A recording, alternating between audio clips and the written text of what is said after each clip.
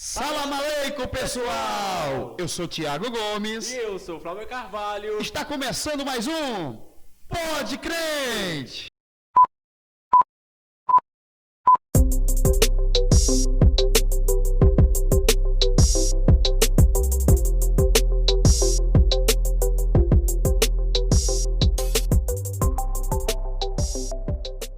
Fala galera, sejam todos muito bem-vindos ao nosso Pode Crente #06. Estou muito ansioso por esse Pode Crente. Com certeza nós iremos aprender bastante o conteúdo edificante para nossas vidas. Só que antes de mais nada, eu quero agradecer a todos vocês por estarem se inscrevendo no nosso canal. Atingimos a meta, né? 250 inscritos. Vocês estarem nos seguindo também no Instagram. O nosso vídeo com o Jonathan, né? Isso mesmo. Alcançamos mais de 1000 visualizações com o vídeo com o Jonathan. E hoje com certeza também não será diferente. Um vídeo, um conteúdo específico e especial. E você vai aprender bastante. Não é isso, Thiago Gomes? É isso mesmo, gente. Sentimento só de gratidão, tá bom, galera? Você que tem nos seguido aí no Instagram também, né? Tem se inscrito no nosso canal. E eu glorifico a Deus por cada um de vocês. E Deus tem nos abençoado. Apenas um mês de canal, né, Flávio? Um mês só. E Deus tem nos abençoado com temas bastante edificantes. Gente, esta obra aqui é uma obra que nós estamos começando. E você pode perceber que a gente, de pouquinho em pouquinho, tem comprado nossos materiais. Nós estamos aqui no... Também não podemos deixar de agradecer a nossa igreja, né? Nossa igreja IMEC, onde está disponibilizando o local para a gente fazer as nossas gravações, né? E nos abençoar de todas as formas. E, gente, você que deseja nos ajudar, né, contribuir com esta obra, para a gente continuar comprando nosso material, nós vamos deixar aqui o nosso Pix, aqui na telinha, tá bom? E você que sentir de Deus, de doar aí uma oferta, doar um microfone, sinta-se à vontade, tá bom? E que Deus possa te abençoar, né? E nós vamos falar dos nossos patrocinadores, né, Flávio? Exatamente. Agora vem rapidamente o merchan da RR Iluminações. Pensou em iluminação de qualidade ou está precisando de um bom trabalho com eletricista? A RR Iluminações está no mercado para atender a sua necessidade. Materiais de iluminação, instalações elétricas predial e residencial. Uma equipe de primeira sob a supervisão dele, Ranier Silveira. Mais informações pelo Instagram, @RR Iluminações e também pelo WhatsApp 987708391. E disse Deus, haja luz e houve luz. Gente, hoje nós estamos com um convidado super especial, verdade, nosso amigo George Andrade. Veio de longe, viu, gente? Veio de longe, né? Que Deus possa abençoar a vida dele. Eu tenho um carinho muito grande pela vida dele. A minha esposa me apresentou ele, né? E é um homem de Deus, né? Um homem de Deus casado, que tem sido um exemplo para as nossas vidas. E hoje eu queria que, George, que você se apresentasse, falasse um pouco da sua vida. Fique à vontade, tá bom? É gratidão no nosso coração pela sua vida de estar aqui hoje, tá bom? Sentimento muito de alegria. E nós estamos na expectativa de aprender muito através da sua vida, tá bom? Fique à vontade para falar um pouco aí. Fique à vontade. Amém. Antes de tudo, quero dar aqui, saudar, né, os ouvintes do programa Pode Crente. O meu nome é George Andrade, como já foi dito, e eu sou um estudioso do tema que será abordado aqui há pelo menos 11 anos. Desde 2011 eu venho estudando sobre o tema que nós iremos discutir. E eu tenho uma formatura em Ciências Biológicas e atualmente estou me graduando em Bacharelado de Direito, no curso de Bacharel de Direito. Cara, muito bom. E o tema... né? Será que alguém já deve ter pego pelo título? Hoje o tema vai ser bombástico, viu, gente? Rapaz, Islamismo versus cristianismo e as suas diferenças, né, Jorge? Um tema que você bem falou, você já tem estudado bastante acerca do tema, né? E, gente, para deixar bem claro aqui, a gente faz esses vídeos não com um sentimento de menosprezar ninguém, mas com o sentimento de aprender, né, sobre as outras culturas, aprender sobre as outras religiões, né? E a gente até caracterizou aqui, né? Isso aqui é somente para uma forma alegórica, né? Com respeito a eles, para a gente descontrair um pouco, tá bom? Que Deus possa abençoar cada um. E nesse momento, Jorge, eu queria fazer uma primeira pergunta para você, tá bom? Uma pergunta que eu e o Flávio quer saber, todos querem saber, né? Com certeza. O que é o islamismo e onde surgiu? Né? Fica à vontade. Certo. Primeiro, antes de tudo, eu vou entrar logo quebrando com estereótipo. Nem todos vocês estão caracterizados aí a rigor. Nem todo árabe é muçulmano, nem todo muçulmano é árabe. A maioria dos muçulmanos não são árabes. Por exemplo, os turcos. Os turcos são muçulmanos e não são árabes. Os indonésios também são muçulmanos e não são árabes.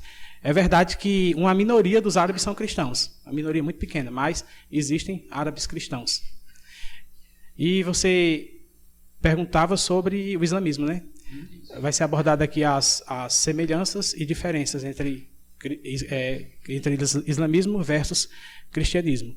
O islamismo, ele é uma religião monoteísta. É a segunda maior religião monoteísta do mundo.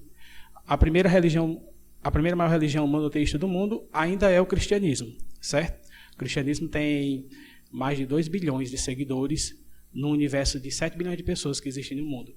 O islamismo tem em torno, as estatísticas aí variam, de 1,3 bilhão a 1,5 bilhão de pessoas. É uma religião monoteísta, ou seja, acredita no único Deus, assim como nós cristãos.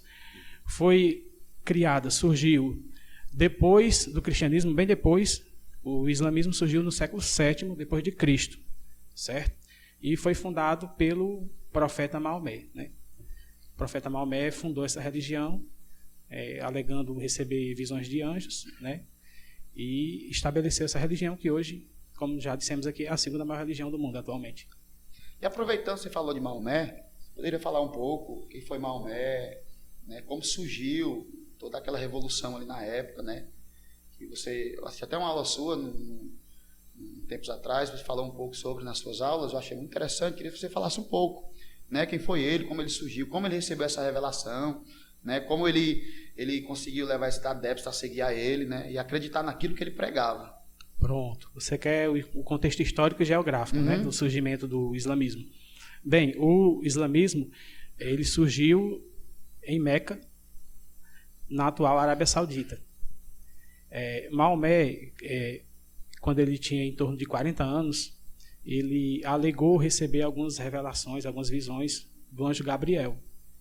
E, a partir dessas revelações, ele concluiu, né, que estava tendo um chamado de Deus para pregar uma nova fé, o islamismo, certo? Que, basicamente, é uma crença que se baseia numa crença em um único Deus, certo? Aí, o contexto histórico é esse.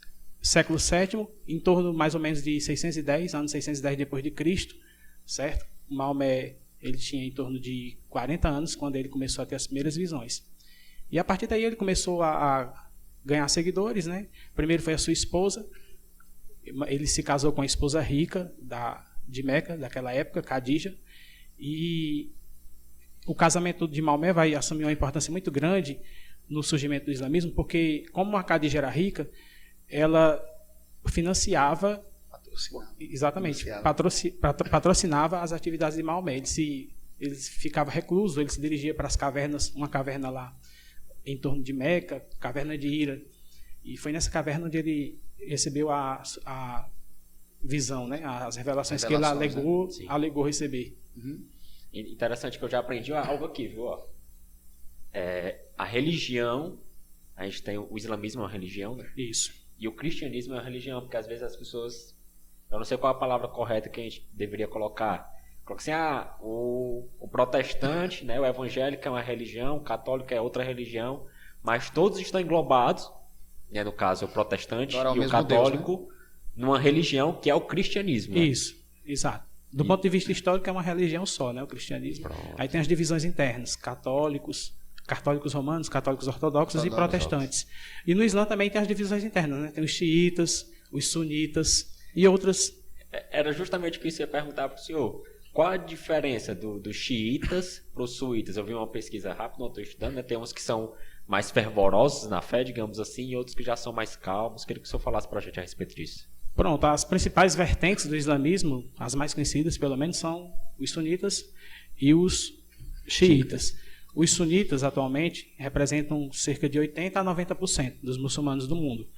Os xiitas, de 10% a 20%. Essas primeiras formas de islamismo, né, as primeiras, digamos assim, denominações, essas primeiras dissidências, né, digamos assim, surgiram bem lá no começo do do islamismo, depois da morte do profeta Maomé. Quando Maomé morreu, surgiu a discussão de quem deveria suceder governando a comunidade islâmica, certo? Os xiitas entendiam que Ali, que foi um sogro de Maomé, deveria ser o sucessor de Maomé por ser da família. E os sunitas não. Os sunitas não concordaram. Eles diziam que podia ser qualquer pessoa da comunidade, né, que tivesse, digamos assim, capacidade para assumir esse posto. Aí, a partir daí, surgiu as duas facções. Não diria facções, as duas vertentes. A palavra mais adequada é essa. Surgiram as duas principais vertentes. Aí, desde aí, vem, né, essas duas vertentes que se opõem uma à outra. Elas têm a rivalidade entre elas? Tem. Existem umas pequenas diferenças doutrinárias, uma com relação à outra, certo? A principal é essa, a questão da sucessão, que os sunitas acham que tem que ser um parente de Maomé e os sunitas não. Não acreditam nisso. Pode ser qualquer pessoa que seja um muçulmano praticante, entendeu? E que seja eleito pela comunidade. E tem aquele que é mais fervoroso na fé entre eles, ou os dois? Tipo... Isso daí é mais mito. Existem fervorosos em ambos os lados. Existe até um mito que os xiitas seriam radicais e os sunitas não. Isso é um grande mito. Há radicais tanto na vertente sunita como na vertente xiita. Certo? Prova disso que talvez a gente fale, né, no decorrer do programa. Por exemplo, a Arábia Saudita, que é um país muito conservador, né, conhecido pelo seu radicalismo. A Arábia Saudita não é xiita, é sunita. O Irã é um país xiita, também conhecido, né, pela sua... Né, a sua política muito fechada, muito né, conservadora e radical. Falando sobre essa questão de radicalismo,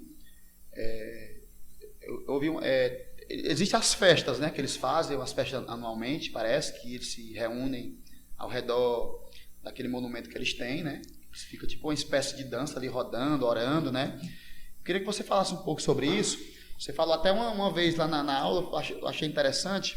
Mas não estou lembrado dos detalhes, né? Mas é muito interessante que eles passam um momento de jejum, né? Sem se alimentar. Queria que você falasse um pouco sobre isso. Na verdade, você está se referindo ao Hajj, né? A peregrinação, que é um dos 5 pilares da religião. O Islã, os 5 pilares principais, a crença no único Deus, primeiro pilar. Deixa eu ver se eu me recordo aqui.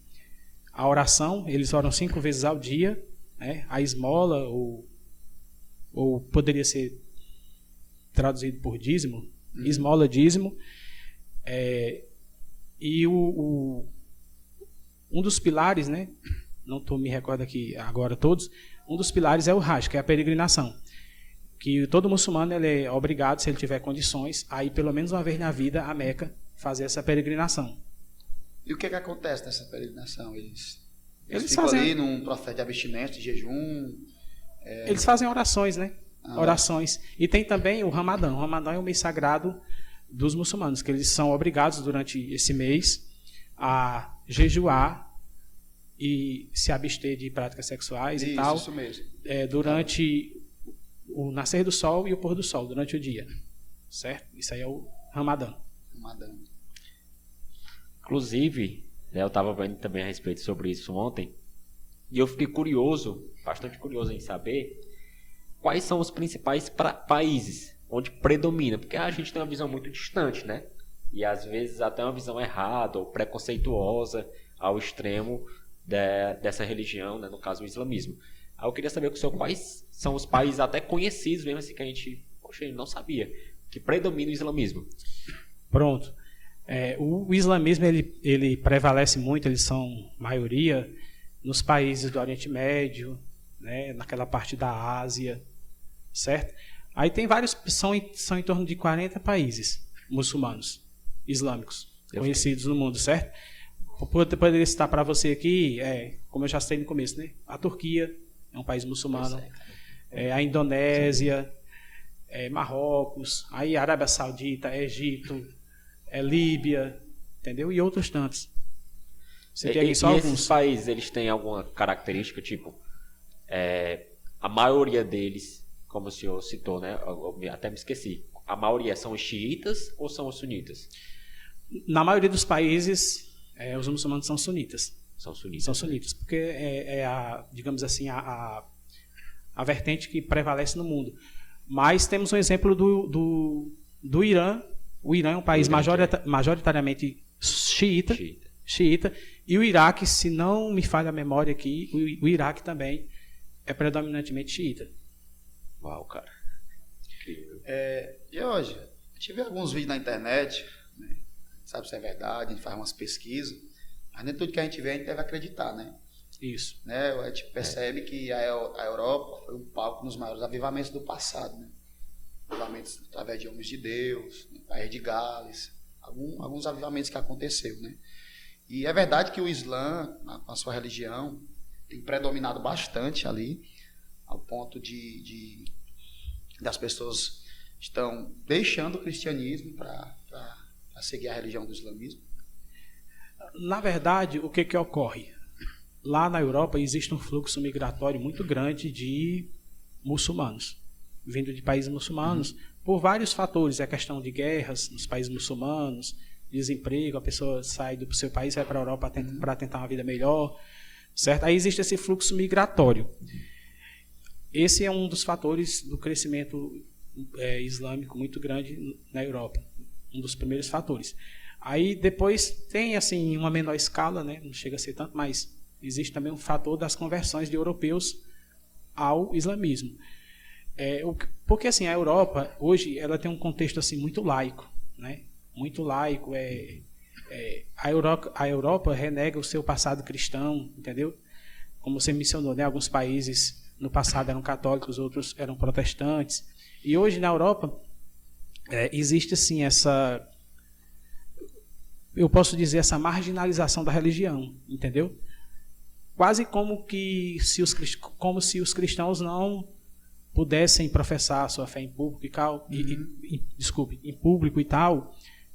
Cada vez mais se prega, né, um laicismo, uma separação absoluta entre igreja e Estado. E assim, a religião está cada vez mais relegada ao segundo plano, certo? Sim. Aí o que ocorre?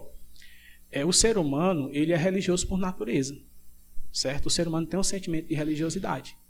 Aí, por conta disso, né, por conta dessa, digamos assim, essa desvalorização do cristianismo, até em muitos casos, poderia dizer aqui, esse boicote, digamos assim, que alguns dos países europeus fazem ao cristianismo, então, assim, muitos europeus, quando entram em contato com o Islã, acabam se convertendo, entendeu? E acredito até porque, pelo que eu vi assim rapidamente, eles demonstram muito a sua fé, e isso é até algo surpreendente. Tipo, Isso. O Thiago me contando, né? Aonde ele estiver, ele tira lá o seu tapete e ora a Alá, né? Isso. Se eu estiver correto. Que até a diferença, né? Eu como leigo, né? Cara, Maomé, eu jurar que Maomé era um Deus, só que o Maomé é o profeta. É o profeta. Posso dizer como se fosse Jesus? Eles dizem que Maomé é o último profeta, né? Eles acreditam nisso. E Alá sendo Deus, e eles demonstram bastante a sua fé com realmente pessoas muito que fervor, né? Eles abraçam aquilo que eles acreditam de verdade, né? Eles se entregam mesmo, né, Jorge? E para quem gosta dessa questão da religião e vê essa entrega deles, cara, eu também quero me tornar adepto, né, a essa religião. E outra curiosidade também que o Thiago me contou. Surpreende, né? Surpreende, exatamente. Fiéis àquilo que acredita, né? É que uma forma que eles também usam para esse crescimento, Thiago, a gente conversando sobre o assunto, é gerar filhos, né? Para que esses filhos eles também se tornem, né, da religião do islamismo, e a religião, né, o islamismo cresça cada vez mais. É uma estratégia deles, né, Jorge? Na verdade, assim, há quem diga que um dos fatores, né, que não existe um fator único, são vários. Um dos fatores de crescimento seria a questão da alta taxa de natalidade entre os muçulmanos, comparando com os cristãos, né? Por exemplo, na Europa, exatamente quando a gente estava falando da Europa, né, no começo, a Europa, a taxa de natalidade é muito baixa. Segundo os demógrafos, né, eu não sou demógrafo, mas qualquer pessoa pode pesquisar e ver, para uma população ela continuar do tamanho que ela é no presente, a taxa de natalidade por mulher tem que ser de 2,1 filho, certo? Na Europa, em quase todos os países está abaixo. Tem país que é 1,4, 1,1, certo? Então, assim, os países da Europa vivem um declínio demográfico muito grande. Enquanto os países no mundo que ainda apresentam uma taxa de natalidade alta seriam os países muçulmanos. Não só os muçulmanos, né? Tem também os hindus que também têm taxa de natalidade alta, mas alguns apontam isso como um dos fatores de crescimento. Disso, a gente pode afirmar, de certa forma, assim, conjecturando, de que daqui a alguns anos a religião islâmica vai ser predominante? Existem estudos, né, que indicam, existe um instituto nos Estados Unidos que indicam que o cristianismo ainda é a maior religião atualmente, só sim. que provavelmente daqui a 50 anos talvez o Islã supere em número de fiéis ao cristianismo. Existe essa estatística aí. Pode, né?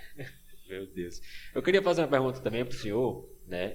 Eu sou bastante leigo no assunto, né? Confesso, e estou aqui realmente para aprender. E eu queria saber um pouco sobre, se posso estar enganado, ao Corão, né? Isso. Que foi o que Maomé recebeu do anjo Gabriel, como o senhor citou. Pode chamar de você. Pode chamar de você, tá bom.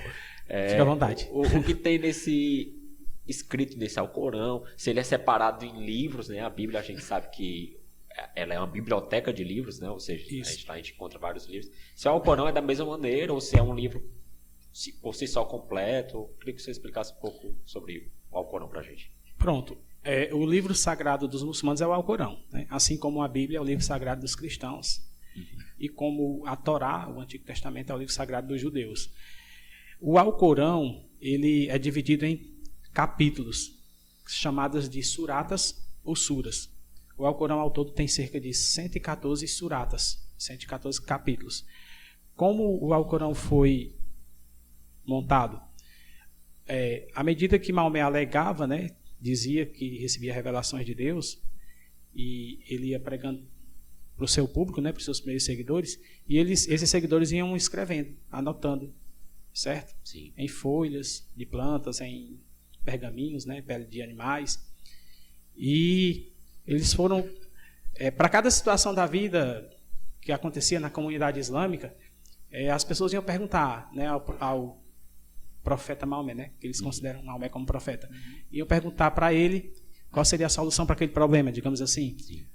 Aí ele dizia que ia consultar lá, e então ele recebia uma revelação e dizia, né, mostrava a solução de determinado problema que a comunidade estivesse enfrentando. Aí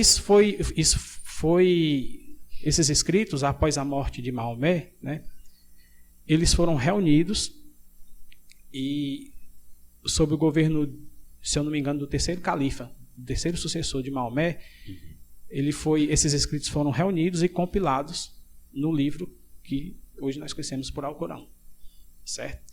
Então, o Alcorão, que cada surata, cada capítulo é dividido em versículos, muito parecido com um capítulo da Bíblia, que também se divide em versículos, certo? Aí é basicamente isso. Ele já chegou a ser alterado, que, tipo, acredito que foi ali, o senhor falou do século VII, né? Isso. Quando Maomé recebeu a revelação. Há 1400 anos aqui atrás. Aí depois de a terceira geração, né? Acredito ali por volta do século 8, 9 já. De lá para cá, o Alcorão já teve alguma alteração? Eles permanecem firmes naquilo que colocaram? Pronto. Os muçulmanos alegam que não, né? Os muçulmanos acreditam que não existe nenhuma alteração no Alcorão. Eles até alegam que a Bíblia seria cheia de alterações e o Alcorão não. Mas assim, o fato é que o Alcorão ele foi compilado na época desse califa otomã, se eu não me engano. O califa otomã, que foi o terceiro sucessor de Maomé. E, segundo as fontes históricas, né, na época já existia várias variações, né, das revelações de Maomé, certo? E o otomã então resolveu compilar, montar e mandou destruir todas as outras, certo? Então, assim, os muçulmanos alegam que não tem alteração. Mas, assim, historicamente, quando você vai, né, se aprofundar na história islâmica, você vai ver que não é assim tão certo assim, não, essa inalterabilidade do Alcorão. E, Jorge, de onde é que surge Abraão nesse contexto aí? Porque dizem que o cristianismo, tanto o cristianismo como o islamismo, eles são religiões abrâmicas, né? Pronto. De onde é que surge Abraão no meio da história? Exatamente. Muitos chamam as 3 religiões abraâmicas, né? Que é O judaísmo, né, a mais antiga, o cristianismo e, por fim, o islamismo. É porque o Maomé, Maomé ele alegava que o Islã era a continuação do judaísmo e do cristianismo. Eles alegam, né, que Deus sempre enviou mensageiros, profetas, né, desde o Antigo Testamento. Aí no Novo Testamento Jesus foi mais um mensageiro e por fim Deus, segundo o entendimento deles, foi o último profeta, o profeta do selo da revelação, entendeu? Então é por isso que, inclusive, os muçulmanos acreditam que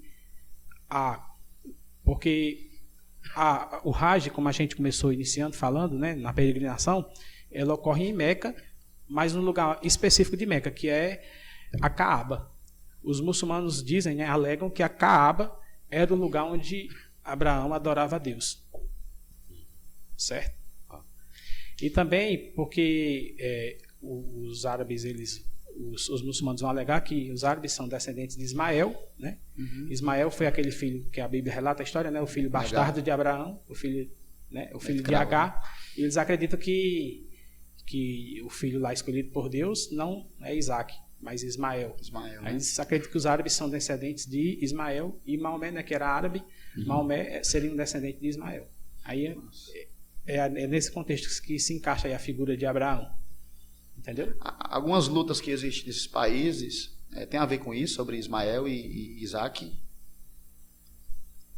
Existe todo um fundo, digamos assim,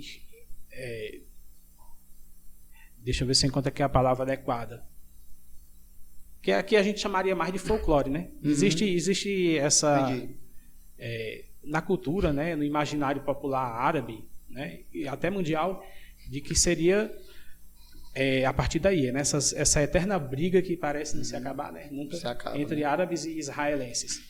Mas são questões bem mais complexas, bem mais profundas. Existem questões políticas, questões religiosas em torno disso, certo? Com certeza a religião tem um peso, mas não só a religião, né? Política e outras coisas mais econômicas, fatores econômicos. E o conflito deles é mais com o judaísmo do que com o cristianismo? Na verdade é com as duas, né? Com todas as demais religiões, porque eles alegam que o Islã é a mensagem final de Deus para a humanidade, entendeu? Para o profeta, através do profeta Maomé, certo? Então, assim, é bom destacar que nem todos os muçulmanos são radicais, são intolerantes, né? Haja vista que, diante da quantidade de muçulmanos que existe no mundo, né, em torno de 1,5 bilhão, 1,3, 1,5 bilhão, se todos fossem, né, fossem homens-bomba, já tinham acabado o mundo já. Mas, assim, a maioria dos muçulmanos são pacíficos, 80% ou mais, certo? Só que, de fato, existem muçulmanos radicais, né, que interpretam o Alcorão de forma radical e vão até as últimas consequências e acabam, né, se voltando contra pessoas de outras religiões, contra cristãos, contra judeus e de qualquer outra religião. Sim. Então é correto, tipo, afirmar que para os muçulmanos Maomé foi o último e o maior profeta. Sim. É o que eles acreditam. Não estaria nada de errado. Isso. Maior que Jesus, claro. Eu não sei se exatamente eles dizem com essas palavras que ele é maior, mas na prática, no que o muçulmano crê, você acaba tendo essa constatação, que eles acreditam que Maomé foi o maior profeta, inclusive maior do que Jesus. E para eles, Jesus foi apenas profeta e não filho de Deus. Isso. Exatamente. Inclusive, eles abominam essa doutrina, né? De Jesus ser filho de Deus. Para eles isso é inadmissível. Inclusive, num país muçulmano radical, isso é considerado blasfêmia. Entendeu? E a pessoa paga por ser num país radical? Judeu? Sim. Num país radical, sim, né? Isso. Por exemplo, na Arábia Saudita. Na Arábia Saudita, praticamente, pelo menos oficialmente, não há cristãos. Lá é proibido você portar uma Bíblia em público. Certo? Por quê? Por que eles proíbem a Bíblia? Porque a Bíblia contradiz as histórias do Alcorão. Certo? A Bíblia diz que Jesus morreu na cruz por nós. Eles não acreditam nisso. Para eles, o Alcorão diz que a crucificação, quem foi crucificado ali foi um sósia de Jesus. Foi outro que colocaram no lugar. Não foi o verdadeiro Jesus, o profeta Jesus, né, que eles acreditam. Então, eles não acreditam na morte de Jesus, na cruz. certo? E a Bíblia diz isso, né? Que Jesus morreu na cruz. Então a Bíblia, de certa forma, é a antítese do Alcorão. É uma contradição do Alcorão. É por isso que a Bíblia não é aceita. E hoje, nesses lugares que são mais extremistas, né? É verdade que essa perseguição que a gente vê na internet, onde a pessoa não pode nem andar com a Bíblia, né? As pessoas se escondem em cavernas, né? Com medo. É verdade, toda essa violência que a gente vê na mídia, ou não é tudo isso que as pessoas falam, né? Eu tenho que reafirmar o que eu falei, né? Nem todos os muçulmanos são assim. É bom a gente destacar sempre que a grande maioria, a esmagadora maioria, não é radical, não promove esses atos de intolerância. Essa minoria, né? Essa minoria. Isso. Mas, assim, existem esses atos de intolerância? Intolerância existem. Isso aí é fato. Certo? Existe. E num país, alguns países de maioria muçulmana, que realmente não é tolerado outras religiões, inclusive o cristianismo. Certo? Eu li um livro uma vez, não sei se o rapaz estava certo, eu fiquei duvidoso. Ele diz que lá eles consideram um cristão não só quem prega sobre Cristo, mas sim se uma pessoa levar qualquer outra religião que não seja aquilo que eles acreditam, Allah. Né? Se a pessoa chega lá e dizer que crê em Buda, que crê em outras religiões, para ele aquela pessoa é um cristão. É verdade isso? Ou só o cristão para eles é só quem prega Cristo? Não. Não, eu acredito que não seja assim, desse jeito não. O que pode ocorrer é que um muçulmano médio, talvez ele não saiba distinguir, por exemplo, um protestante de um católico, um católico de um ortodoxo, certo? Isso aí é plausível que isso aconteça, né? A maioria dos muçulmanos, né? O muçulmano médio ele não distingue, né? Um protestante de um católico, por exemplo, certo? Mas assim, considerar todo aquele que não é muçulmano cristão, acho que isso não procede não. Já tirou curiosidade minha. Dubai, ela é predominantemente da religião islâmica? Dubai é. Ela se tornou, acredito que nesses últimos anos, né, um centro de turismo muito grande, né? A gente vê principalmente muitos famosos, né? Que o custo de vida lá é bastante alto e muitas pessoas vão para lá. Elas são avisadas, não avisadas assim, né, mas elas devem receber alguns conselhos de que não devem fazer lá, né? No caso até Dubai lá, ela é xiita, né, digamos assim, ou sunita, Se eu não me engano, Dubai é sunita. Se eu não me engano. Né? Mas eles são, essa parte, né, sunita de Dubai, eles são fervorosos ou eles são mais tranquilos com relação a outras religiões? O que eu poderia te dizer é que talvez seja um pouco mais aberto, né? Por ser uma cidade assim de muito turismo, é uma cidade um pouco mais aberta do que uma cidade muçulmana tradicional, digamos assim. Mas lá, Dubai, por exemplo, a lei islâmica proíbe a bebida alcoólica. Então, quem vai para Dubai, ele é orientado pelas embaixadas. Por exemplo, a embaixada do Brasil orienta os brasileiros que vão para lá a não beber. Certo? Porque se você for pego lá com a bebida, você vai preso. Entendeu? Agora eu queria tocar aqui em outra coisa. Mulheres, questão de mulheres. A gente vê muitas mulheres com o rosto coberto. Né? Eu estava lendo uma matéria que eles falam que a mulher para eles é como se fosse somente um objeto sexual que é usado somente para seduzir o homem na sua sensualidade.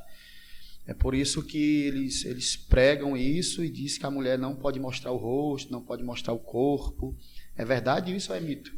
Não, eu não diria que o motivo seria porque a mulher seria um objeto. Eu acho que isso aí não tem fundamento. Mas existe uma série de normas, né? Porque assim, o islamismo, ele, apesar do Alcorão ser o livro sagrado deles, né? Eles não seguem apenas ao Alcorão. Eles não seguem apenas ao Alcorão. Eles seguem também as tradições, né? Sim. A Sunna é a tradição.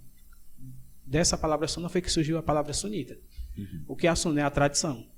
Então eles têm a lei islâmica. Que a lei islâmica ela é baseada, ela tem por fundamento o Alcorão e a tradição. No Alcorão mesmo, por exemplo, não determina que a mulher use véu. Mas na tradição diz. Certo? Então eles têm toda essa cultura, né, essa tradição da mulher cobrir. Segundo a lei islâmica, a mulher só pode mostrar as extremidades dos membros, né, as mãos e os pés e o rosto. É por isso que elas são obrigadas a usar, né, o jihab, o véu, certo? Só que assim, quanto a essa questão também há divergências. Há muçulmanos, né, talvez é uma corrente minoritária, que acreditam que o véu não seja obrigatório. Existem divergências. Porque assim, o Islã, como é uma religião grande, assim como é o cristianismo, tem as divergências internas, né? Então, há muçulmano que defenda que pela não obrigatoriedade do uso do véu, mas a lei islâmica ela tem, né? Eles têm um código de vestimenta, certo? Sim. Não só de vestimenta, porque os muçulmanos, eles, o Alcorão, né, e a Sharia, a lei islâmica é chamada de Sharia, ou Sharia. A lei islâmica, ela rege toda a vida, todos os aspectos da vida de um muçulmano, não só aspectos religiosos, certo? Então, vestimenta, culinária, o que se pode, o que não se pode comer, certo? Política, né? E falando em política, como eu falei, né, a maioria dos muçulmanos não são terroristas, nem são perigosos, nem nada. Mas assim, o que preocupa mais é o Islã político. Existe um Islã político, que é aquele Islã, né, de radicais que pregam que a religião tem que ser unida ao Estado, né, tem que ser uma coisa só, e a religião tem que reger a vida de toda a sociedade. Entendeu? É daí que surge as perseguições, a intolerância, porque eles não têm esse conceito ocidental que a gente tem, né, que a gente adquiriu a partir da Revolução Francesa, de que religião e Estado são duas coisas diferentes. Certo? Até a Revolução Francesa, o Ocidente também era assim, certo? O cristianismo estava atrelado ao Estado. Aí a Revolução Francesa veio e acabou isso, mas para o muçulmano não existe essa diferença. Então, assim, como eles acreditam que o Islã tem que reger todos os aspectos da vida da sociedade, daquela sociedade, então quem não tiver de acordo com essas regras, certamente são alvo de perseguição. Eu posso dizer, então, que não é democrático e nem laico? Não é isso. O Islã ele não é democrático nem laico. Essa ideia de democracia eles ignoram, desconhecem e repudiam, em muitos casos. E laico também não? Não. Existe um país muçulmano laico, a Turquia. A Turquia oficialmente é laica, certo? Mas, assim, existe uma cultura muçulmana muito forte no país. Mas lá na Turquia, ele é laico até para o cristianismo e para o judaísmo ou só para as outras religiões? Para todas. Teoricamente, todas. Uhum. Isso em teoria, entendeu? Sim. Isso é o que está na Constituição, mas na prática, às vezes, isso não acontece. Não acontece, né? Certo? Inclusive, por exemplo, a Turquia, talvez, né, muitos não saibam, a Turquia,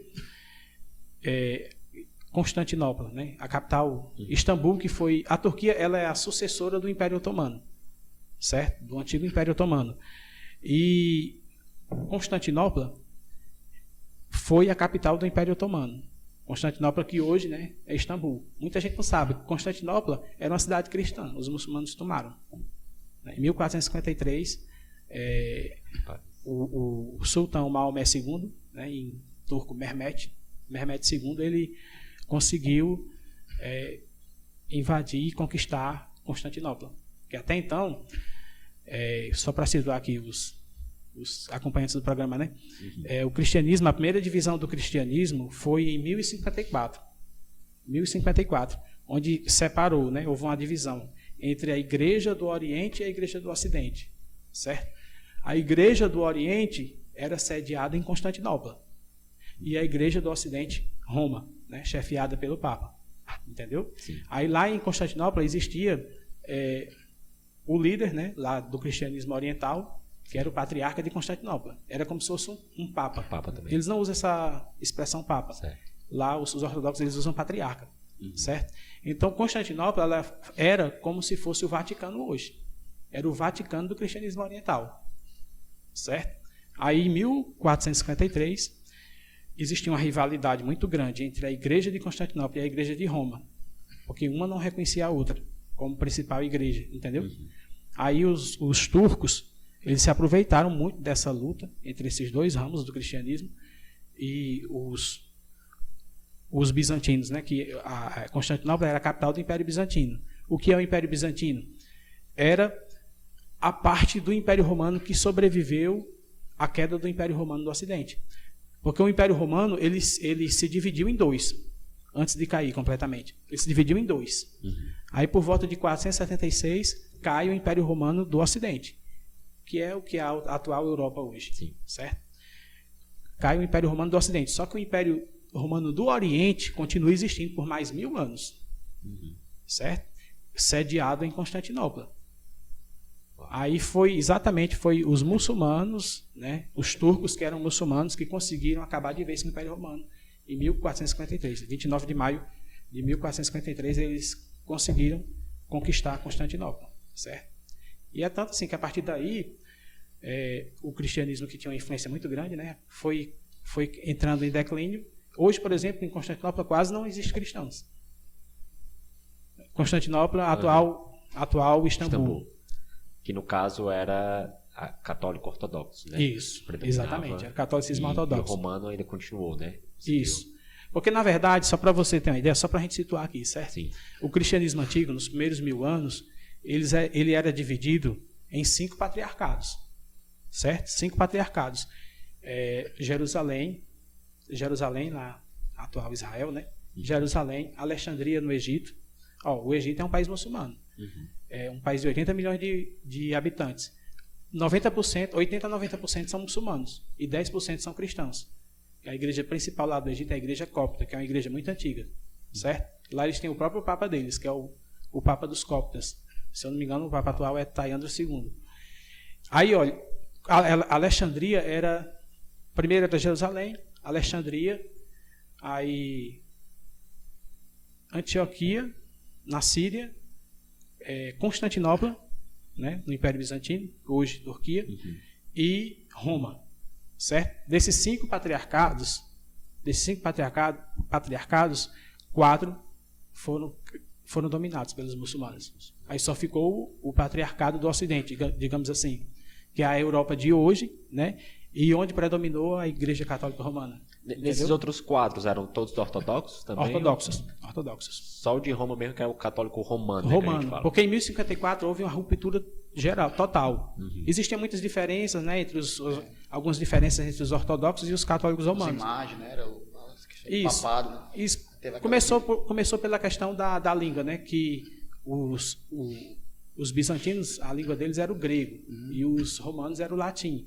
Aí começaram a surgir divergências teológicas entre as duas igrejas, entendeu? Aí que culminou na ruptura total em 1054. Foi a primeira grande ruptura. Foi a última aula que demos aqui sobre a igreja ortodoxa e a igreja... Pronto. Pois foi a primeira ruptura grande que houve. A grande, né? A é grande chamado ruptura. de... Tem um nomezinho, né? Grande cisma. Grande cisma, né? Isso mesmo. Pronto. Aí, a partir daí, né? Aí houve essa ruptura, certo? Sim. Só que assim, como eu disse, dos 5 patriarcados originais, 4 caíram nas mãos dos muçulmanos, foram dominados, certo? O Egito foi dominado pelos muçulmanos, Jerusalém foi dominado, a Síria foi dominada, entendeu? E por último, Constantinopla, certo? Aí, por isso, talvez isso explique o poder papal, né? Que o Papa, digamos assim, a Igreja Romana, ela nunca teve refém do islamismo, entendeu? Ela sempre foi livre no Ocidente, ela nunca... Como o Islã nunca conseguiu conquistar o Ocidente, exceto Portugal e Espanha, não sei se vocês sabem, se os nossos acompanhantes sabem. Portugal e Espanha, eles foram dominados pelos muçulmanos. E o domínio muçulmano acabou um pouco antes da descoberta, né, das Américas. Certo? Os muçulmanos dominaram a Espanha, Portugal, e aí ficou apenas uma pequena região lá da Espanha, chamada Astúria, o Reino das Astúrias, que eles conseguiram, passaram 700 anos lutando, 700, 800 anos, até eles conseguirem reconquistar de novo Portugal e Espanha. Entendeu? Então, essa parte do Ocidente, né, foi dominada pelos muçulmanos. Muito bom, George, muito bom. Mas eu falei a questão das mulheres, George, foi porque até na época de Jesus você falou sobre as normas, né, que eles não seguiam só o Alcorão, mas seguiam também algumas normas por fora. E quando Jesus chegou também na terra, os fariseus, os religiosos da época, eles não só cumpriam aquilo que estava escrito na Bíblia, né, no Pentateuco, mas eles acrescentavam algumas normas, né? E naquela época, até no meio dos judeus, existia muito esse preconceito contra as mulheres, né? Eles diziam que um judeu não podia olhar no olho de uma mulher, não podia olhar para as vestes de uma mulher, não podia conversar com uma mulher em público. Uns eram tão extremistas que eles diziam que não podia conversar nem com mulheres, nem que fosse parentes. Na rua não podia conversar se fosse parentes, né? Não podia tocar no cabelo de uma mulher. Mas quando Cristo chegou, ele fez tudo diferente. Ele olhou no olho da samaritana, ele conversou com a samaritana, a mulher pecadora lá, enxugou os pés dele com os próprios cabelos, né? É por isso que eu falei nessa questão de mulher, né? Porque elas cobrem o rosto. E o Flávio tinha algo para perguntar sobre as mulheres, né, Flávio? Era porque eu tinha visto um vídeo recentemente, elas praticando um esporte, não sei qual era o país específico, mas era uma cultura islâmica. E no vídeo elas estavam jogando e a parte que cobriu o rosto dela caía. E repercutiu muito esse vídeo, que as adversárias elas ficaram ao redor dela, as amigas também, para que o rosto dela não aparecesse. E eu queria perguntar para você, né, que eu me mania falar senhor, perguntar para você o que isso implicaria para ela ter mostrado o rosto, se haveria alguma punição para ela por conta disso. É porque isso aí depende do país, né? Porque realmente o Islã, como o Thiago falou, tem essas regras de conduta, né, de vestimenta. Realmente a mulher não pode, segundo a lei islâmica, certo? Aí a interpretação vai variar de acordo com o país, certo? Por exemplo, na Arábia Saudita ela tem que se cobrir, só mostrar o rosto, né? No Afeganistão o Talibã queria implantar, que nem o rosto pode, né, mostrar. Só os olhos, nem os olhos, né? Nem os olhos, Nem isso. os olhos. Já no Irã, tem mulheres iranianas, não sei se vocês já viram algum jornal, alguma coisa sobre o Irã, que você vê que as mulheres ainda mostram essa mecha do cabelo, certo? Eles toleram isso daí. Mas existe, Tiago, esse código, né? Esse código de conduta, de vestimenta, certo? E a lei islâmica proíbe o homem, a mulher de pegar na mão do homem desconhecido, que não seja parente, certo? Existe sim toda essa etiqueta, né? Toda essa regra de conduta. E agora eu quero falar sobre... Estou ansioso para saber sobre isso. Sobre esses lugares extremistas, né? Que a porcentagem é pouca, como você já deixou bem explicado. Sobre os homens bombas, né? Os homens bombas que a gente sabe que no cristianismo servimos a Cristo. Quando a gente lê a Bíblia, os mártires, né? Que dão a sua vida por Cristo, no propósito, eles têm uma promessa, né? Uma promessa de vida eterna, uma promessa de ter um galardão, de ter uma morada no céu. Mas a gente percebe, que a gente vê alguns vídeos na internet, que quando alguém é escolhido para se tornar um homem bomba, a gente vê as pessoas comemorando, né, entre eles, sorriso, alguns choram de emoção. Allahu Akbar, né? Hã? A expressão que ele diz, né? Allahu Akbar. É assim, né? É. E a família ali Deus é grande, significa. Deus é A família faz uma festa ali comemorando, porque o pai de família ali está indo para se explodir literalmente, né? Que promessa é feita a ele, segundo o Alcorão, né? Não sei se deve estar escrito, né? O que é prometido a eles, para tanta felicidade deles ter de se entregar ao ponto de se explodir. Então, tudo isso aí que você falou, essa questão, né, dos homens bombas e tal, esses temas aí giram em torno da palavra jihad, né, que é traduzido aqui comumente falado no Ocidente como Guerra Santa, certo? O que é a jihad? Jihad no árabe significa esforço, certo? Aí alguns muçulmanos vão interpretar que a jihad é um esforço que o muçulmano deve ter para ter um comportamento melhor, uma boa conduta, certo? E as linhas mais radicais vão usar essa palavra aí para significar esses atos de violência, né? Intolerância, guerra santa, certo? Aí isso aí vai depender muito da interpretação do grupo, né? Daquele grupo, daquela vertente, daquela facção islâmica, digamos assim. Aí, porque assim, os muçulmanos, eu estou falando aqui do ponto de vista do que a doutrina prega, eu não estou atacando, né, a religião, estou só mostrando aqui o que é, né, os livros, sim. As informações trazidas pelos livros. Para o muçulmano, o mundo se divide em dois: casa do Islã e casa de guerra. A casa do Islã seria onde o Islã domina. e a casa de guerra seriam os lugares não muçulmanos que precisam ser islamizados, entendeu? Que precisam ser, digamos assim, passar por atividade missionária de conversão daquelas pessoas para os muçulmanos. Aí tem toda essa cultura aí, né? Faz parte da cultura islâmica, a cultura do martírio, né? Eles acreditam que um mártir, por exemplo, aqueles terroristas que morreram ali naquele choque dos aviões com as Torres Gêmeas, no 11 de setembro de 2001, eles fizeram aquilo acreditando que estavam fazendo algo, né? Algo para defender a religião, né? Contra o grande Satã, né? Que eles chamam os Estados Unidos de grande Satã. Eles acreditam na recompensa, né? No martírio, lá no paraíso, entendeu? Essa questão do harém, eu já ouvi muito isso quando era criança. Tem um harém com várias mulheres preparadas para eles após a morte. É verdade, isso é mito que eles falam entre si. Até onde eu sei, existe na tradição islâmica essa questão aí, né? Das virgens, né? Na recompensa lá. É um céu bastante diferente, né? Do céu cristão. Um céu, assim, digamos assim, paradisíaco, né? Então, existe, né? Na cultura islâmica, na tradição islâmica, e também essa questão de que quem morre pela causa do Islã, entendeu? Vai receber recompensa depois da morte, né? Era o que os terroristas do 11 de setembro tinham em mente quando fizeram aquele ato, né?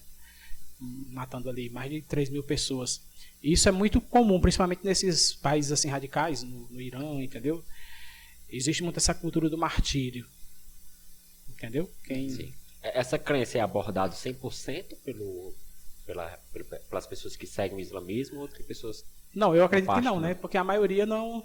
inclusive, não, né? Isso. Se fosse, já é Mas existem grupos radicais, né? Que, digamos assim, adotam, né, essa interpretação radical e vão até as últimas consequências. Os que não adotam, eles se posicionam contra ou eles respeitam? Eu acho que há posições em ambos os sentidos, né? Tem aqueles que talvez não concordem, como tem aqueles que, apesar de não terem coragem de fazer, concordam e aprovam. É igual no cristianismo, a gente vê várias denominações, né? A mais tradicional, mais liberal, assim, aí querendo ou não, a gente vê um ataque, um atacando o outro. Exatamente. Naquela igreja pode, naquela igreja não pode. O irmão não pode fazer isso naquela denominação. Exatamente. Nessa aqui, não pode subir num altar de gravata, né? Os costumes, né? Isso. Então, querendo ou não, acho que deve existir, né? Algumas coisas parecidas, né? No meio deles também.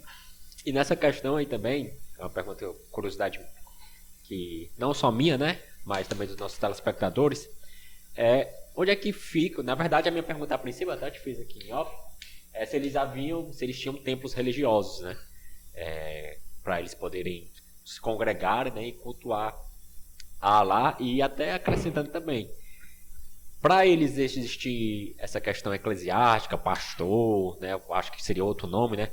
Pastor, presbíteros, diáconos, ou é um tratamento diferenciado? A hierarquia deles.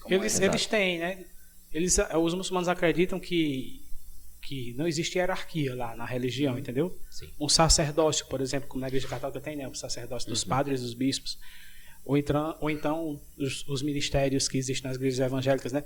Lá eles têm o sheik, né? O sheik é um líder religioso da mesquita, né? O sheik, o imã. O imã é o que conduz as orações na mesquita, certo?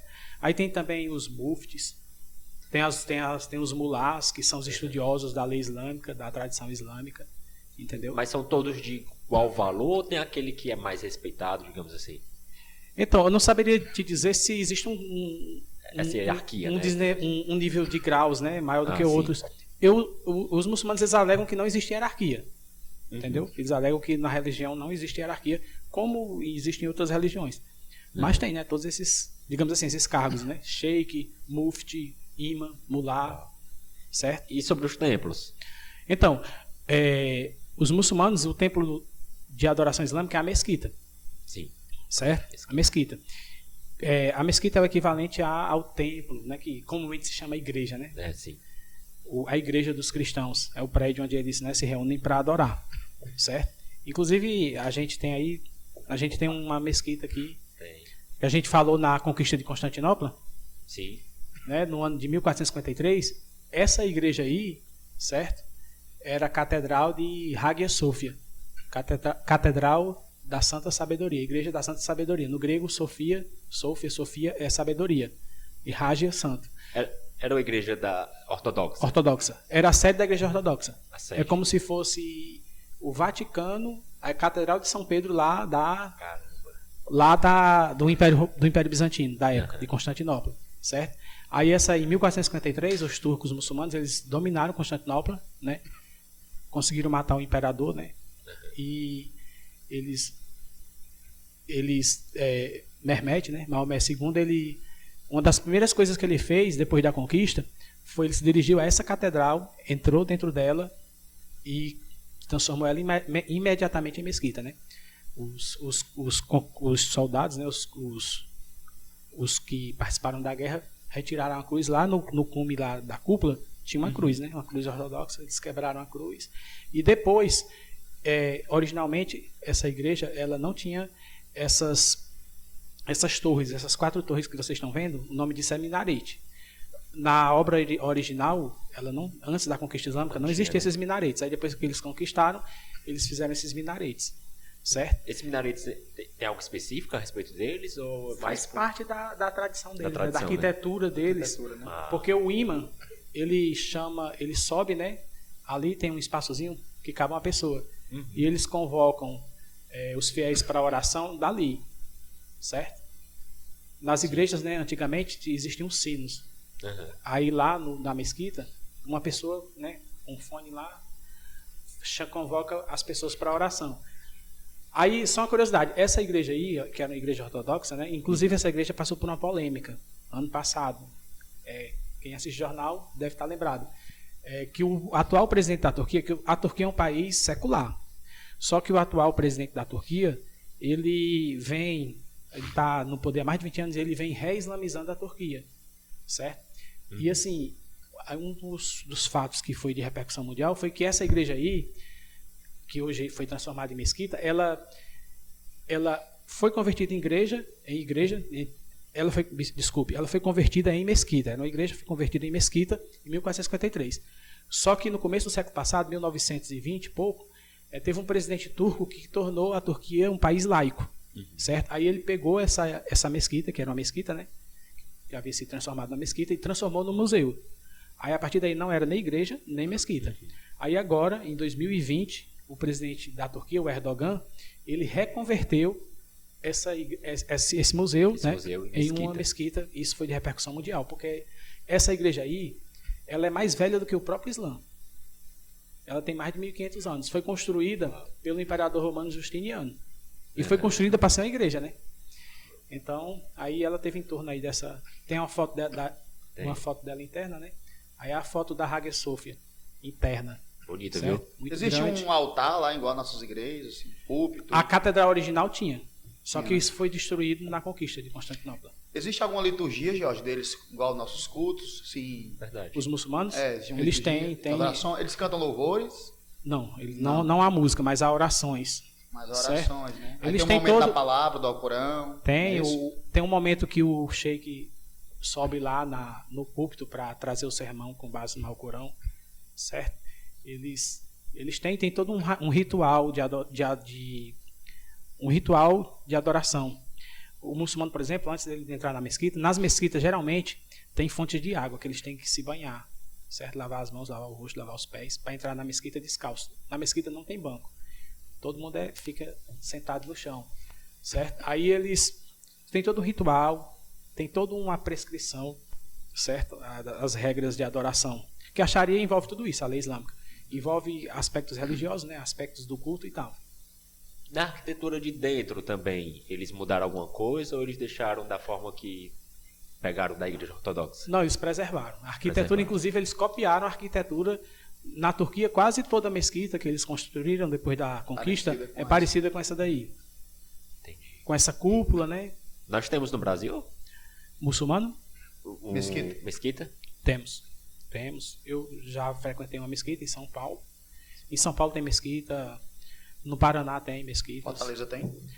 Fortaleza, não sei se tem. Acho que não tem. Acho que tem salas de oração. No sala. É uma congregação, né? Isso. No sala. Uma congregação é a casinha de oração. Interessante, top. E só voltando aqui uma questão que você à perguntou, a vontade. questão da punição da mulher, né? Sim. Eu acredito que isso vai, só voltando, né? Uhum. Para responder, que talvez seja essa a curiosidade de alguém que esteja assistindo. Sim, sim. A punição varia, certo? Talvez seja uma punição, digamos, de açoite, ou então mesmo repressão moral mesmo, entendeu?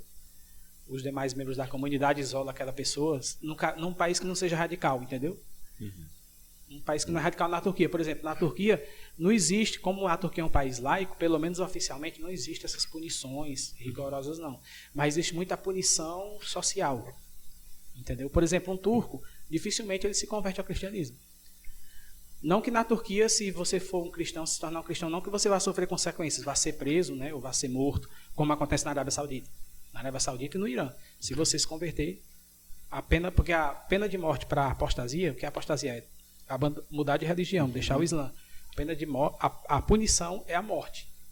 Na Turquia isso não existe porque é um país secular, certo? Mas existe a punição familiar. Toda família despreza a pessoa. Uhum. Certo? A sociedade toda, aquela pessoa é considerada um pai da sociedade, certo? É olho por olho, dente por dente, desses lugares. Tipo, Eles adotam esse os princípio. exemplos, alguém matar alguém, paga com a vida. Aquelas histórias, né, do ladrão que perde a mão. Interessante. Existe isso? Existe. Interessante que eu estou me graduando em Direito, né? Daqui a um ano e meio eu vou me bacharelar em Direito. E a gente estuda, inclusive, a lei islâmica, né? Porque no direito a gente estuda o direito comparado. E um dos ordenamentos jurídicos que a gente estuda é a lei islâmica. Existe sim, existe uma prescrição. O roubo, a Sharia prescreve a decepação, né? O corte da mão, certo? Porque eles entendem que isso aí essa pena ela é dissuasória, ou seja, ela sendo aplicada em uma pessoa vai dissuadir quem está com vontade de roubar a fazer isso. Pensar duas vezes. Entendeu? Aí existe essa punição, né? Por exemplo, homossexual, a pena é a morte. Deixar de ser um muçulmano, se tornar um cristão ou um judeu ou qualquer outra religião é punido com a morte, né? Dependendo do país. No Irã é a morte, na Arábia Saudita também, certo? Na Turquia isso não acontece porque, como já disse, né? Já frisei aqui várias vezes, é um país laico, certo? Mas num país que seja que não há essa separação da religião e do Estado, tem essas punições, certo? Uma outra curiosidade também, pode ser de muitos, e é particularmente minha também, se as mulheres elas são privadas do estudo. Aí depende da interpretação. Depende também. Perdão, depende da interpretação. Tem países que, na Arábia Saudita, não sei se agora na Arábia Saudita há essa proibição. Não, acho que na Arábia Saudita não é proibido, certo? Mas tem essa separação rígida, essa separação social rígida de homens e mulheres. Homens e mulheres não vivem no mesmo ambiente, a não ser na família, entendeu? Mas o Talibã, por exemplo, ele quando dominou o Afeganistão, antes da invasão americana, lá a mulher era proibida de estudar. Eles estão prometendo que vão permitir as mulheres estudar, agora não sei como é que está lá a situação, mas tem algumas regiões que existe essa proibição, sim. E na Certo. mesquita, Jorge? É liberado homem com mulher junto? Só Pronto, é outra questão também que depende da região. Tem países, tem regiões, nos Estados Unidos mesmo, tem mesquitas onde só homens frequentam. E tem mesquitas que é aberto para homens e mulheres.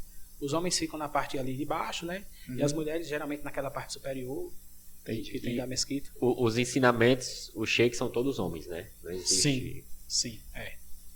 O Islã ele é bem assim, predominantemente masculino, né? Essas atividades religiosas. E sobre a questão da poligamia, a gente sabe que no Brasil isso é proibido, né? Acredito que até civilmente se torna crime. Existe um crime chamado bigamia no ordenamento jurídico brasileiro. É bigamia, né? Bigamia Se pode você ser for casado com duas pessoas casado no papel, né? No papel. Você não pode, isso é Poligamia crime. já é com mais, né? Mais de duas. Mais de duas, Pronto, ótimo. Lá isso é normal. É porque a lei islâmica, a Sharia, ela permite a poligamia, desde que não sejam mais do que 4 esposas ao mesmo tempo. A Sharia permite que um homem se case com até 4 mulheres ao mesmo tempo, certo? E existe a Sharia permite também o divórcio. Ele pode se divorciar e se casar de novo com outras 4. Só não pode, ao mesmo tempo, ser mais de 4. Certo? Sim. Então, é permitida a poligamia no islamismo. Certo? Já no cristianismo, Não é permitido, né? E os países de cultura cristã, né? A Europa, o Brasil e outros países, é tanto que o ordenamento jurídico nem permite, né? O casamento. Sim, exato. E a questão do... A gente percebe assim, de longe, né? Pode ser um engano cultural da gente. De homens mais velhos casando com meninas, crianças, 12, 13 anos. Essa cultura realmente existe? Existe. Inclusive, o profeta Maomé, ele se casou com a Khadija, que foi a primeira esposa dele, né? Que era mais velha do que ele tinha 25, se eu não me engano, ela tinha 40, e ela foi quem financiou a atividade inicial dele. E ele se casou, ele teve outras esposas, cerca de 11, 12 esposas, o considerado profeta Maomé, né, pelos muçulmanos. E existem tradições islâmicas que dizem que quando ele se casou com a Aisha, que foi a esposa mais nova dele, a Aisha teria 9 anos, e quando eles consumaram o ato, ela teria 12, 13 anos. Existe essa tradição, certo? E assim, é uma cultura muito presente nas sociedades islâmicas, o casamento de homens mais velhos com meninas, certo? Existe essa tradição em alguns países islâmicos. Entendi. E nesses casamentos, Jorge, 4 mulheres, 5, existe diferença de tratamentos, assim? A primeira esposa é mais bem tratada ou é tratadas iguais? Segundo o Alcorão, o homem só poderia ter 4 esposas se tratasse todas da mesma forma. Se tratasse todas equitativamente. Entendeu? Aqui no Brasil a gente tem a diferença, né? Acho que é até crime também. Essa diferença de idade ou não, estou enganado. Abaixo de 14 anos é crime. Não pode. Uma criança menor de 14 anos, ela não pode ter relação sexual com um maior, não. Tem um nomezinho para esse crime, né? Que agora eu não me lembro. Estupro de vulnerável. É esse nome. No Brasil No Brasil, se por exemplo, se você... Qualquer um de nós aqui, né? Que Deus nos guarde disso. Qualquer um de nós, qualquer pessoa que tenha mais de 18 anos, se ele tiver um relacionamento, mesmo que consentido, com uma menina com a idade de até 14 anos, isso é crime no Brasil. É crime. Mesmo com a aceitação dos pais. Mesmo com a aceitação dos pais, mesmo com a aceitação da pessoa. Se alguém denunciar, né? É crime. Preso, né? Crime. Bom. Jorge, eu queria fazer uma pergunta. A diferença entre o cristianismo e o islamismo. Né? Eu queria que, em poucas palavras, você pudesse resumir, né? A diferença entre os dois. A semelhança, né, é que ambas são religiões monoteístas, tanto o cristianismo como o islamismo, mas as diferenças realmente são muitas. O cristianismo acredita que Jesus é o Filho de Deus e acredita na Trindade. Os muçulmanos não acreditam nisso, não acreditam que Jesus seja o Filho de Deus, certo? Uma curiosidade, tem um capítulo no Alcorão que tem o nome da mãe de Jesus, Maria, certo? E lá eles acreditam que Maria concebeu Jesus virgem, certo? No nascimento virginal de Jesus, eles acreditam, certo? Então a diferença é essa: eles não acreditam que Jesus seja o Filho de Deus, não acreditam na Trindade, certo? Não existe, né? O cristão, ele encara com mais naturalidade essa separação entre religião e Estado, igreja e Estado, até porque Jesus disse: dai a César o que é de César e a Deus o que é de Deus. Jesus mesmo admitiu que não necessariamente tem que ser uma coisa só, religião e Estado. E os muçulmanos, e tem assim, nós poderíamos aqui passar a noite comentando assim, muitas diferenças, realmente tem muitas diferenças. Ótimo show, George. Eu queria saber um pouco também a respeito dos grupos terroristas, né? A gente vê muito na mídia, a gente estava até falando agora há pouco, né, da questão do pessoal que com os aviões atingiram a Torre Gêmea. Teve essa questão também que saiu muito do Afeganistão, né? As tropas americanas saíram lá do Afeganistão e tomaram novamente posse do país. E eu queria que tu abordasse um pouco a respeito desses grupos terroristas. Pronto, tem vários grupos terroristas, né? Sim. Tem a Irmandade Muçulmana, a Al-Qaeda, né, que foi a que fez os atentados nos Estados Unidos, sim, o Talibã no Afeganistão, Hamas, Hezbollah. O Estado Islâmico também é um... O Estado Islâmico é um grupo terrorista. Olha o nome do grupo, Estado Islâmico. Qual é o ideal do grupo? É que existe um Estado totalmente controlado pelo Islã. Sim. Entendeu? Então, o que é que move esses grupos? Aí a gente entra naquela questão que a gente citou há uns minutos aqui atrás, sobre a questão do martírio, né? do ideal de martírio, essa questão de morrer por Alá e tudo. Então, o ideal deles primeiro, que eles não concordam que os países muçulmanos deixem de seguir a lei islâmica, a Sharia. Eles não concordam com o estilo de vida ocidental, de separação entre religião e Estado. Eles querem que o Estado ele siga à risca o Alcorão e a lei islâmica, a Sharia. Entendeu? Uma das motivações deles é essa. É transformar os países muçulmanos que não seguem à risca em países verdadeiramente religiosos, entendeu? E também expandir isso para os países não muçulmanos, né? Por exemplo, eles querem, o objetivo também é conquistar outros países, né? Como os muçulmanos conquistaram no decorrer da história, né? Como eu falei aqui, conquistaram o Império Bizantino, conquistaram o Egito, que não era muçulmano, conquistaram vários países que não eram muçulmanos, se tornaram através da jihad, né? Que alguns terroristas vão interpretar isso como guerra santa, certo? Então o ideal deles é esse, desses grupos organizados, né? Esses grupos terroristas. Será que eles, assim, de certa forma, né, não conseguem enxergar? Porque eu acho, olhando assim para a população mundial como um todo, né? Eles veem esses ataques terroristas e acabam tendo temor, né? E isso acaba denegrindo A imagem. Né? Exatamente, do islamismo. Existe um efeito negativo, né? Exatamente. Mais negativo do que positivo. Exatamente. Será que não existe uma possibilidade, é óbvio que eu estou falando na minha interpretação, da forma que eu vejo, de uma mudança com relação a isso, para que a religião, o islamismo, ele seja, de certa forma, mais bem visto, mais bem quisto pela população mundial? Existem grupos muçulmanos que aderem a essa proposta, né? Uhum. De mostrar um Islã mais moderado, mais moderno, digamos assim. Mas, assim, o fato é que tem, né, esses grupos aí, e eu acho que esses grupos dificilmente eles não pensam desse jeito, não. Eles não calculam dessa forma. Eles querem mesmo, entendeu? Eles alegam, né? Eles alegam que foi assim que o Islã se expandiu. Então é assim que tem que acontecer. A questão da cultura deles é muito forte, né? Porque posso estar falando também de forma leiga aqui, mas os meninos, né? Os homens, quando eles nascem, eles são bastante instruídos através do Alcorão, né? Justamente para que eles não se desviem. São ensinados a decorar o Alcorão. A decorar. Nas madraças. As madraças são o quê? São as escolas de ensino religioso islâmico. Eles são treinados, né? São orientados ali, tem toda a didática, né? Que os líderes religiosos islâmicos fazem para, né, educar a criança ali naquela cultura islâmica. Até algumas coisas, puxando aqui pro lado do cristianismo, né? Deus fala, né? Crescer e multiplicai-vos. E eles, de certa forma, né, se multiplicam a fim de que a religião deles, né, cresçam. E essa questão também do ensinamento, né? Isso. E desde o início tá lá instruindo o menino no ensinamento deles, para que quando eles cresçam, eles permaneçam no caminho que eles defendem. Isso. Interessante.